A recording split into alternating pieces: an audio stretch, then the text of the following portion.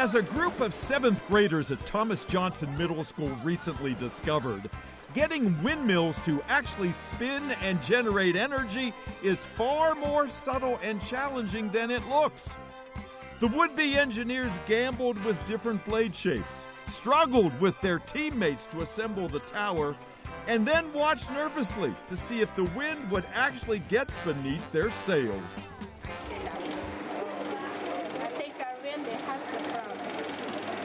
But even when the blades balked, these science, technology, engineering, and math students, STEM for short, adjusted and persevered, all on their own. What'd you do to make it work?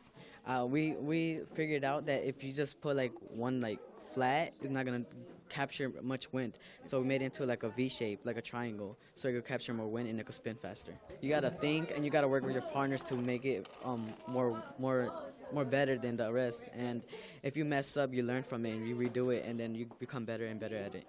In STEM, first they have to learn how to do research, because they are not given instruction, a detailed instruction. All I give them is a challenge. Like for this one, they have to design a blade that will generate power. But I did not give them step 1, 2, no. Miss Rayella is just a teacher that has really impacted me. It's my second year in STEM, and she has really done a good job with other activities, and I think because of her, she's an inspiration to me. So taken is Shawal and her classmates by Mrs. Rayella's STEM class that many are anticipating STEM careers of their own, even if it means being a pioneer. So do you want to be an engineer? Yes, because a lot of boys are being engineers and they say girls can't be engineers, but I believe that girls can be engineers because there's not a lot of girl engineers. You go girl, right? Yes. Yeah, all right.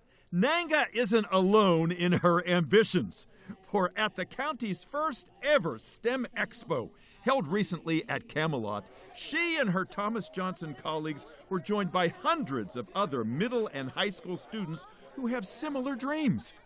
Surrounded by vendors, many with yet more acronymic names like NASA, GEMS, and WSSC, and hands-on opportunities to make everything from bridge prototypes to catapults. Flinging those marshmallows in the hallway was lots of fun. The students needed no encouragement to dive right in. Take the builders of an underwater robot called a sea perch. Why'd they build this thing? It can be useful for many things. Like, it can be used for exploration, and it can be used just for overall underwater tasks that are too hard for humans to do now. Yeah. You guys thinking about going into a STEM career? You thinking about being an engineer? What are you thinking? Yeah, well, when I go to Oxon Hill High School, I'm thinking of joining the science and tech program, and when I grow up, I'll plan to be a doctor. Wow, that's cool. What about you? And I plan on being a physicist because, math and science are my favorite 2 subjects, so they go hand in hand. It's no wonder the STEM field has sparked student interest. With today's 3D printers, Mars on the cusp of human exploration, and sophisticated robots, the important thing is to sustain the fascination, something Prince George's County Public Schools has been doing with STEM for the last 40 years.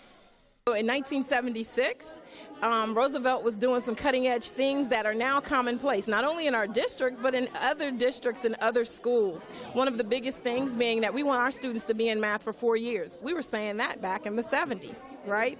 Her state just passed the law a few years ago. And so we're celebrating the fact that we started that walk even before it was cool. Now it's cool to say STEM. We know that if we can have activities and experiences where they're engaging with real career people, where they're doing authentic things, and having time to think about and reflect about questions and careers, then we could possibly keep that spark going. The fervor of STEM's 40th anniversary was felt too by elementary school students, like those back at Capitol Heights, who were being blown away by balloon power and lighting up right along with their successful circuits. But it was some Oxon Hill High School students at the expo who probably best expressed what science has meant and continues to mean to them. And science is what makes the world go round. Without science, we breathe, we live, we eat. there's nothing without science, technology, engineering, mathematics, our phones, these interviews, cameras, microphones, everything's science. Do you think you're going to go on and do something with science? Has it made that kind of impression on you? Yeah, actually science will help fill that interest. I was studying cardiology, and that's what I want to do with science in the future. So I really think that's what I want to do. So you're going to be a doctor someday. You're going to be a good one. You're all going to be good at whatever you do.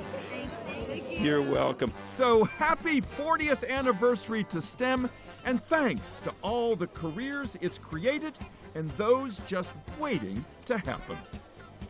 This is Dave Zinn.